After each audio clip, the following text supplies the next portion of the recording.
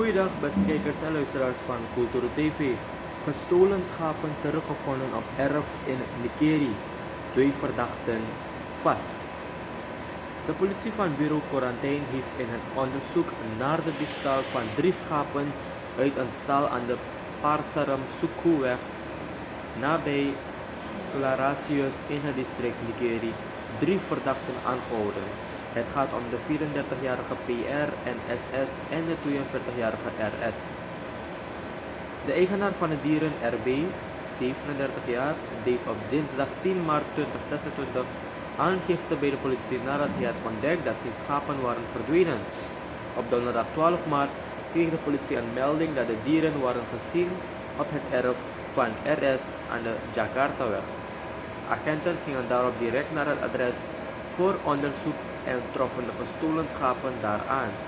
Ook verdachte RS was aanwezig en verklaarde tegenover de politie dat hij de dieren had gekocht van PR.